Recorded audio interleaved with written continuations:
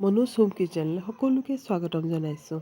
আজি মই এটা আইচক্ৰীমৰ ৰেচিপি লৈ আহিছোঁ। মই এইটো কাষ্টাৰ্ড আপেল মোৰ ঘৰতে লাগিছে আৰু মই এইটো কাষ্টাৰ্ড আপেল দি মই কেনেকুৱানো আইচক্ৰীম বনাইছোঁ, একেবাৰে সহজভাৱে বনাইছোঁ। আপোনালোকে চাব।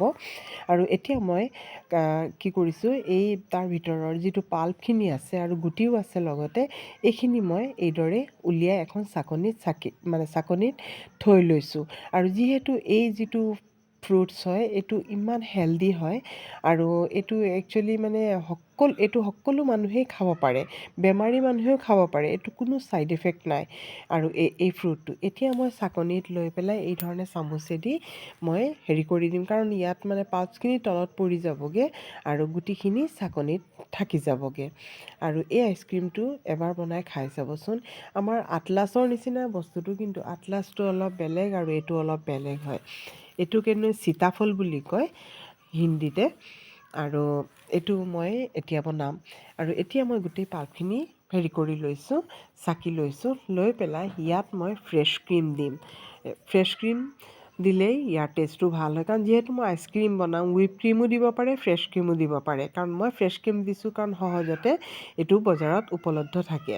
আৰু ইয়াত মই আপোনালোকে চেনি পাউডাৰ দিব পাৰে, মই চেনি পাউডাৰ দিয়া নাই। মই আমুল মিঠাই মেড বা মিল্ক মেড ব্যৱহাৰ কৰিব পাৰে, কাৰণ আমুল মিঠাই মেড বা মিল্ক মেড দিলে তেতিয়া মানে ইয়াৰ টেষ্টটো খুব ভাল হয় খাবলৈ মানে।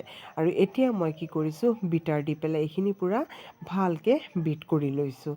পূৰা ভালকৈ, কাৰণ যিহেতু মই আইচক্ৰীম বনাম সেইকাৰণে বিটাৰে ভালকৈ বিট কৰি ল'ব লাগে। এয়া চাওক, বিটাৰে বিট কৰি লৈছোঁ আৰু এইখিনি অলপ ফুলিও গৈছে। আৰু এতিয়া মই কি কৰিম, এটা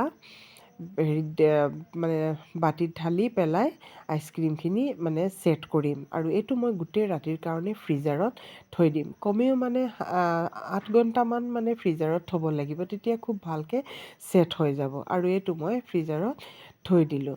8 ঘণ্টা পিছত মই উলিয়াই তাৰপিছত চাওকচোন আমাৰ আইচক্ৰীম কিমান ধুনীয়া হৈ গ'ল। পূৰা আইচক্ৰীম ৰেডি হৈ গ'ল আৰু একেবাৰে হেল্ডি হয়। কোনো ইয়াত প্ৰিজাৰ্ভেটিভ নাই, কোনো কালাৰ নাই, একেবাৰে হেল্ডিকৈ বনোৱা আইচক্ৰীম। আপোনালোকে এবাৰ ট্ৰাই কৰি চাব।